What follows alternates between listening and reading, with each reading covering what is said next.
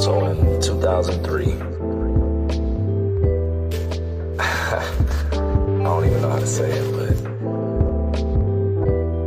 my life changed in a matter of a couple of seconds, right? I went from somebody who had never gotten in trouble before to getting sentenced to 144 years.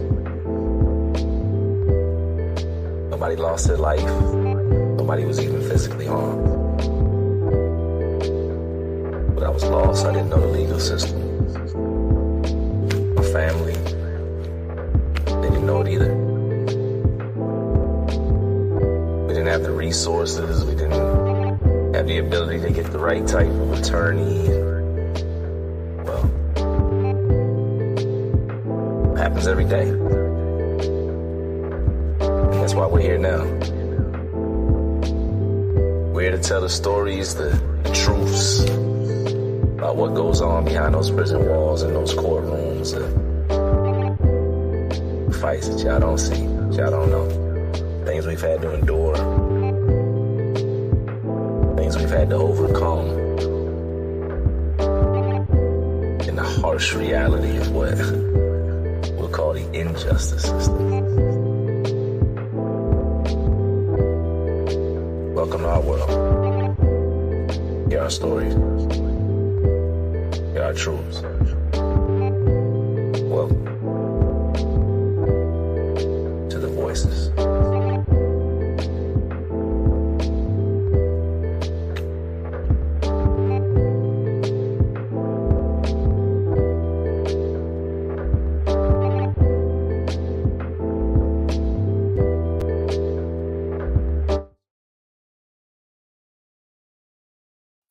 Peace to the planet Earth, and as always, thank you guys for joining us.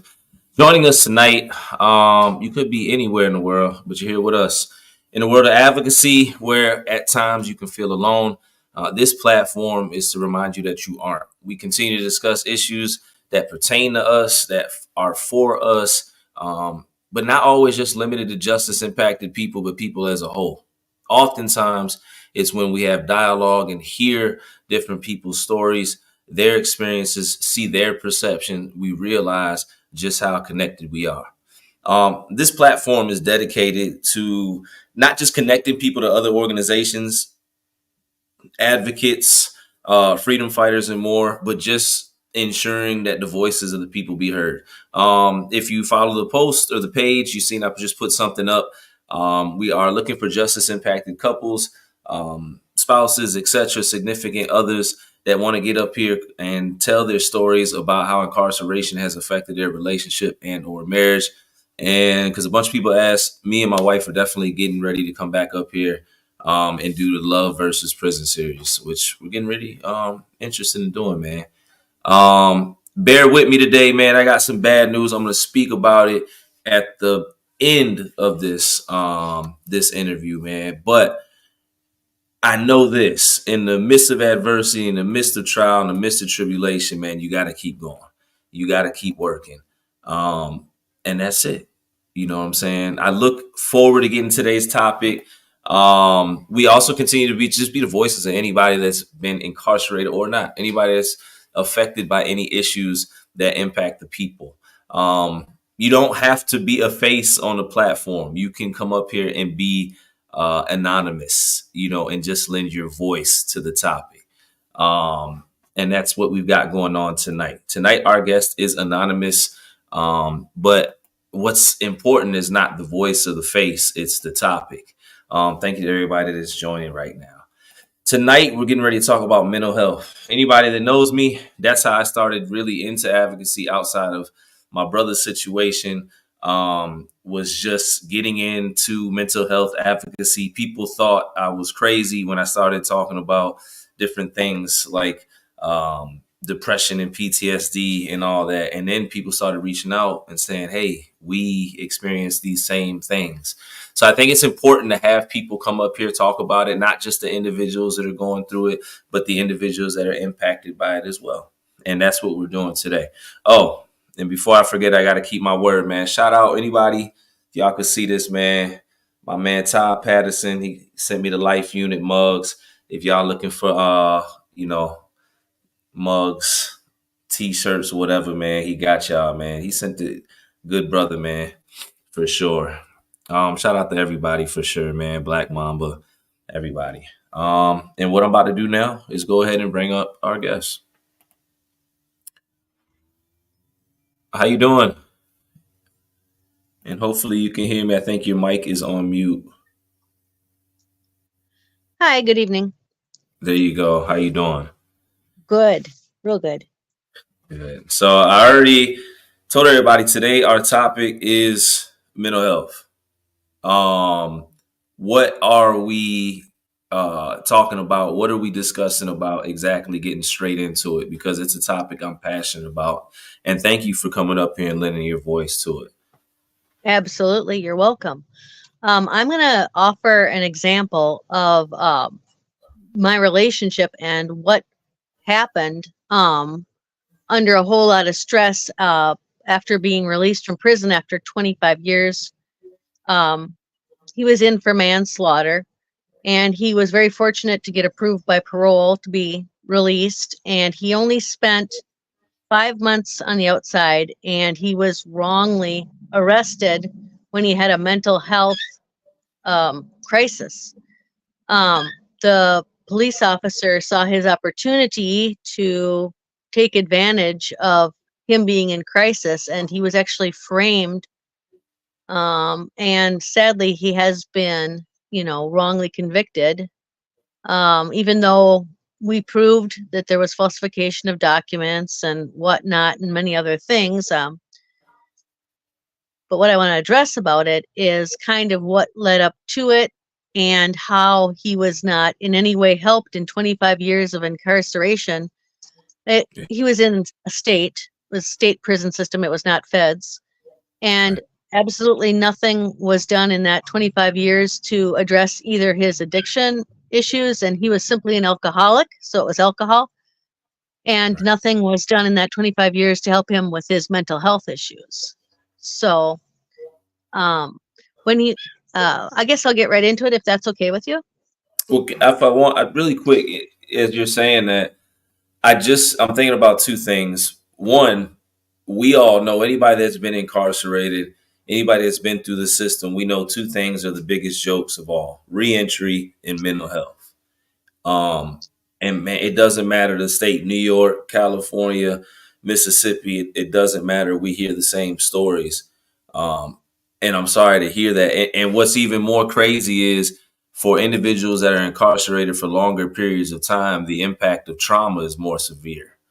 And you would think certain things would be in place. So I'm glad we're getting ready to get into that. And also, just I'm a visual person, and when you're speaking about cops being called during a crisis, if anybody doesn't understand what that is, that's somebody going through at times, but generally what they call a psychotic episode, where an individual is not necessarily coherent or in right mindset. And when officers are called, they're not called to make an arrest; they're called to make sure that the individual is safe, and if there are other people around, they're safe as well. There was just a incident. If you guys just hop on the shade room, where 15-year-old boy with autism was killed by a police officer because he had a gardening tool in his hand, and cops were called during a domestic dispute. So that's just immediately what came to mind and connected. I'm just one of those people. So I'm glad you're here today to talk about two things like that. So thank you. And yeah, please get into it. Absolutely.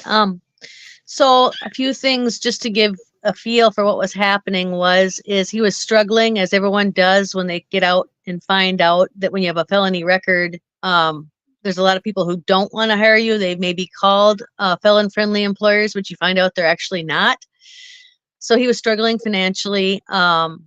His whole time, the 25 years in, he had been writing to his daughter, and he anticipated establishing a relationship with her on the outside. But what he found out when he got out was that his baby mama was kind of holding him hostage and extorting him, and was not allowing him to have a relationship with her unless he got back with her. And of course, he was with me, and he had no desire to be with her.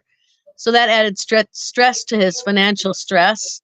Also, he was struggling with alcoholism, and he had actually called his halfway house director and confided that he was having, alcohol issues, and was questioning whether he should find a way to go to rehab. When How do you go to rehab when you have to tell your parole officer, I have a problem with alcohol, and I was approved by the board to be released based on the fact that I would attend AA meetings and stay sober, but he was not able to stay sober. So how do you admit to your parole officer that you need rehab? Well, the answer is you can't. You can't admit it. So he was trying to deal with alcoholism without any help whatsoever, without the ability to go to rehab, because then he would have been thrown back in prison. So he was under a lot of stress, an Right. incredible amount. And he was also a veteran. He had been in the Army and served, and he had typical veteran post-traumatic stress disorder from that as well. He also had, and this will set off a lot of people, but he also has narcissistic personality disorder. And one thing to know about narcissistic personality disorder is if you're under a lot of stress, you can do something which is called transitioning. Some psychologists have a different term for it. But if you're under enough stress, you can actually, somebody who is narcissistic, has a narcissistic personality disorder, they can actually transition into a sociopath or a psychopath.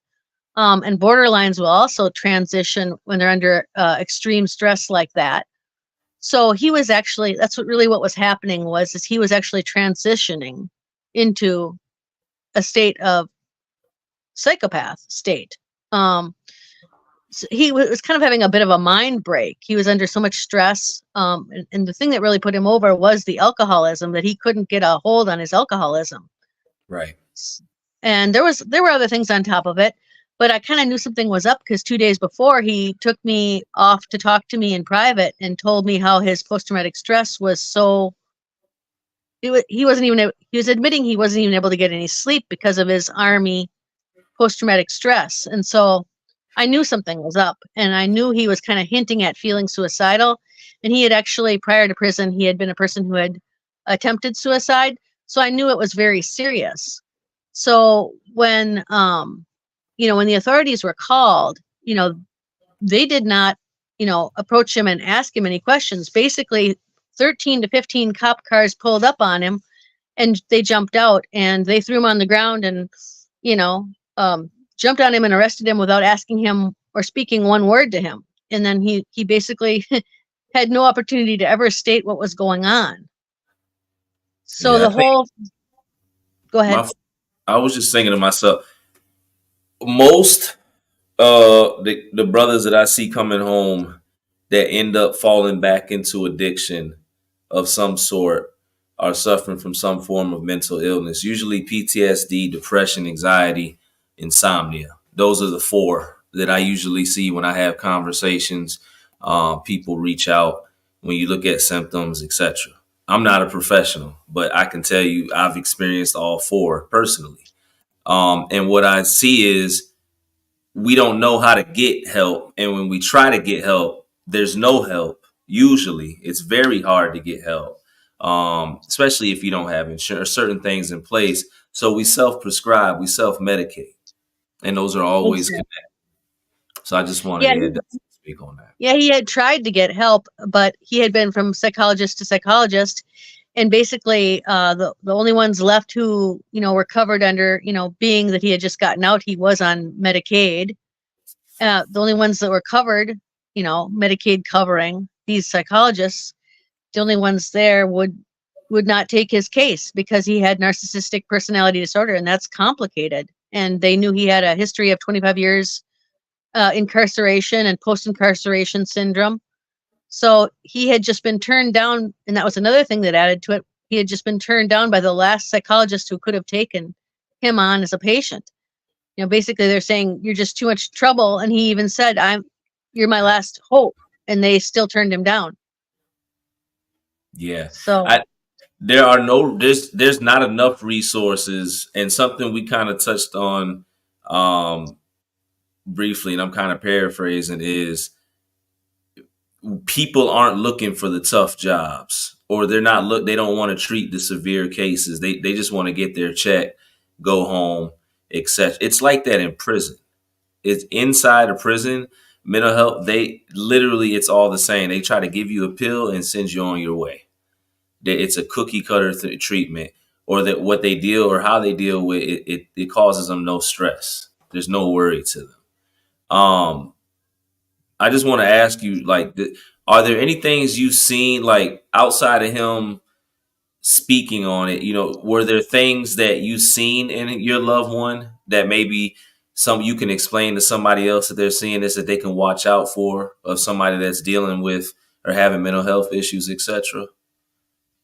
Well, getting released from prison causes a state of euphoria that kind of goes on for quite a long period of time. These people have such a high from being free that they're really not in a state of listening to what other people are trying to communicate seriously with them, because they really are in a high state. After 25 years in prison, being free, you know, everybody tried to warn him, you're drinking, you shouldn't be drinking, this is, heading for disaster. And, you could just see as people would talk to him, you could see he wasn't even registering because he was so happy to be free. Mhm. Like adrenaline. I remember Yeah. when I first came home, I remember trying to listen to people, but I was so hyped up on, like, after 17 years of being home, it was like I had my mind made up in certain places, and man, I had to learn some tough lessons. I'm not gonna lie. Yeah. Yeah. Well, as a contrast in Europe, uh, one thing they do is people in prison there go and have jobs. Like in Norway, for instance, they have jobs in the daytime in the community. There isn't this keeping people away from the community in Europe. Like in Belgium, there's all these incentives to hire someone who's gotten out of prison. I mean, Right. incredible incentives. I mean, like the kind you can't even imagine in America. Also, in like Finland and Norway, the prisons look like a college dorm with big windows, panoramic views. There's no bars on the windows. The beds are comfortable. It's a 6-inch mattress, not a 1-inch. They care about reentry, and I think she went out. Let's see if she can get back. But she's speaking about how these other prisons, in the other countries, they handle their justice system or whatever. And I think what you see in these other countries it's more about reentry. Um, People actually care what happens to the individuals that are coming back to their communities. Obviously, we need more institutions. And what she's speaking about, her loved one that was down for 25 years, the amount of trauma that he witnessed, endured, experienced, mixed with untreated addiction, that's a bad combination. So as she's speaking about these other prisons and how they've got certain programs, or the environment is different, it's more conducive to an individual being able to actually become a better human being. Obviously, we know in America, penitentiary or prison, it's big money. It's definitely a big money industry thing. Um, oh, can you hear me? Oh, she's got audio issues. No worries. But as she was speaking on mental health, the two things she definitely wanted to speak on today were the fact that there are not things in place for our loved ones. That's step one. And number two, there's nobody there to carry on the work. I said before, and some people disagree with me, I believe that mental health treatment should be in place mandatory 6 months prior to an individual coming from home from incarceration, all the way to 6 months out. I believe there should be a 12-month plan in place, um, so individuals can have mental health treatment for that reason. All right, can you hear me? I can hear you. Yeah. All right. And you were speaking about the different in the prisons and how they actually care about people re-entering into society better versus here. Yeah, European prisons definitely don't see it as an opportunity to make big dollars on slaves. Indeed. And we know the prison industrial and work complex is definitely a major thing. It's funny. I got into a debate. I posted something about that on social media, and somebody tried to tell me that that was a lie. And I said, I don't understand why you would think such things. Somebody just put agreed. They also need a better medication management system for mental health as well, and they do, because some people can't just therapy isn't enough for some people. I've gone and gotten neurotherapy, and actually, I can tell you, I don't mind. I suffer from insomnia, and I take a medication that was prescribed to me, and it changed my life. And it's a medication that's used for allergies. Um, but yeah, sometimes therapy isn't enough, so they do need a better medicine, management system. Black Mama said I used to work in halfway house for individuals transition from the prison system to stateside. Okay, that's peace. Is there anything else you wanted to speak on? I was just going through some of these comments as they were coming through. Well, this is kind of just my opinion, but I've found that being assertive and having no fear of the corrections and not letting them intimidate you, I think we as a society have to be a lot more vocal and critical of departments of corrections. And we have to start demanding that they do something to improve the human being and, provide mental health services or do something that's a little closer to what Europe does with mental health, and incarcerated people. We're settling for just the rock bottom here. It's ridiculous. You're right. It's where I'm from in Georgia down here. They just approved a budget of $436 million for one prison that they're building out here. Um, and they're building Cop City down here, and they have to justify these things. So we know it's about business, unfortunately, and it's big money, and it's just sad. I agree with you, and I do want to say this: there has been a lot of positive change when it comes to criminal justice reform, but I want to see more when it comes to mental health for sure. Um, what are your thoughts as far as like if you were able to be over mental health? You know what I'm saying? And I want to, and before I ask you this question, I want to speak on the assertiveness. We definitely have to be that way. We have to be out front, and that's why it's important to keep lending our voices. But what are your thoughts on if you had a 5-year plan you would put in place? Because I always like to identify the problems, but also I like to discuss potential solutions. What are some things you would like to see put in place for people coming home from prison? Well, practitioners of mental health in a prison system cannot be employees of the DOC. Absolutely not. Um, that's kind of the first requirement is they have to be a completely separate entity, providing the service to the inmates. They cannot be under the influence of the DOC. It's just the DOC cannot have control over over mental health care in a prison. So, Absolutely. like for instance, I know people who they won't even take any kind of meds in prison because to agree to take meds, they are agreeing to be sedated. If there was ever an incident with them, they're agreeing to be sedated like like in an insane asylum. So they won't even take their mental health meds in prison because when you agree to take the meds, you're consenting to be psychotically restrained. So that's how it is in a lot of states in America is people can't even take their mental health medication because they would have to consent to that. Right. Yeah. I think I remember a few times while I was incarcerated, I was having, I believe, I don't know if it, nervous breakdown, I don't know what it was, and I remember trying to get help.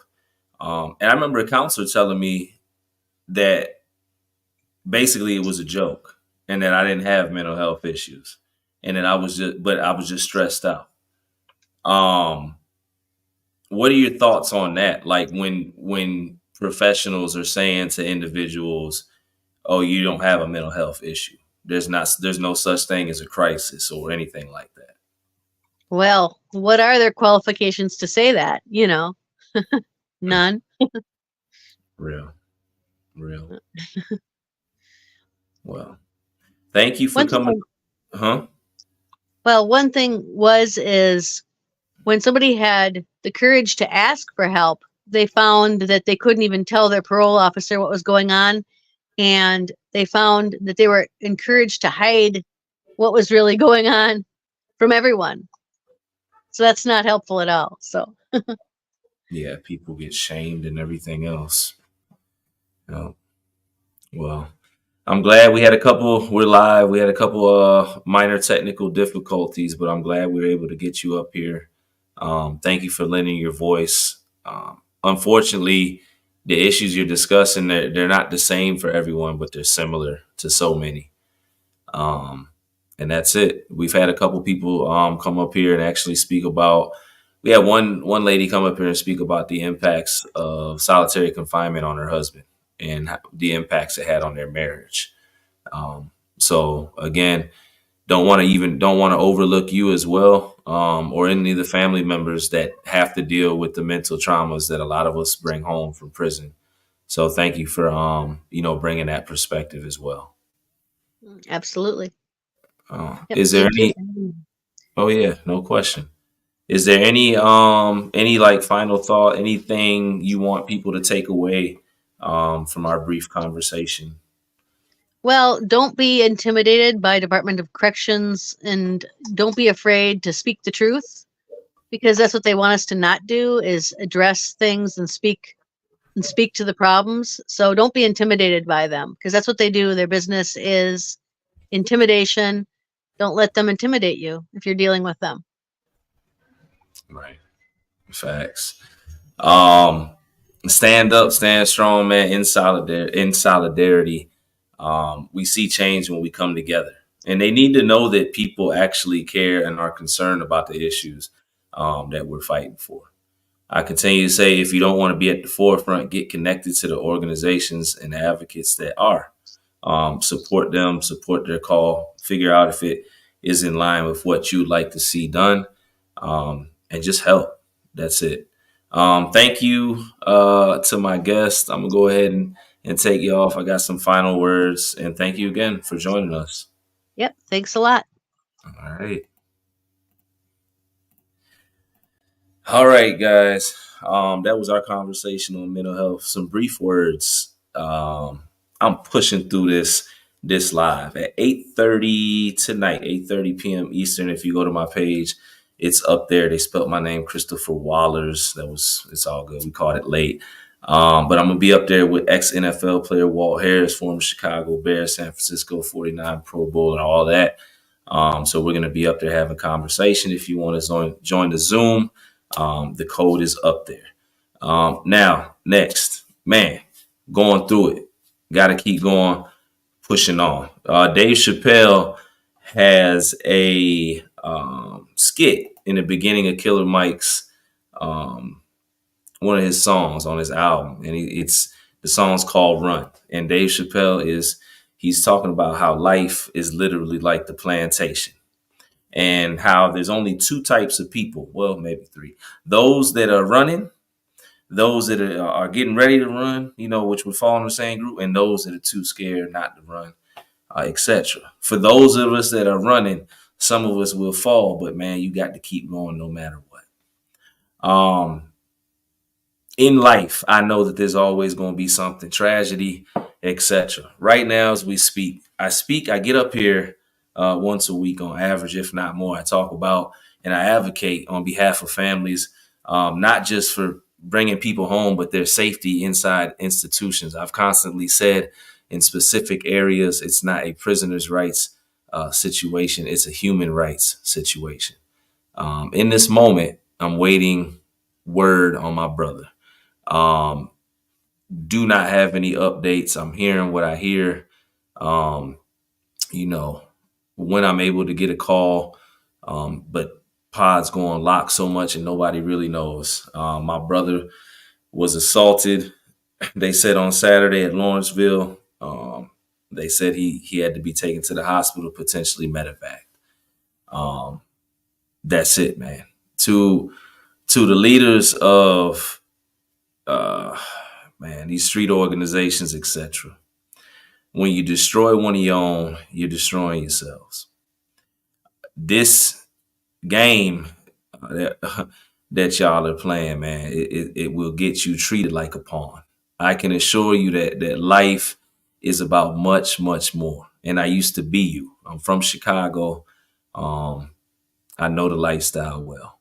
But when we destroy each other, um, you're destroying yourselves. When you take the life of one of your own, you're literally doing the same to yourself, because now the cameras, the officers, the individuals that are telling, and then the judge, they got something for you.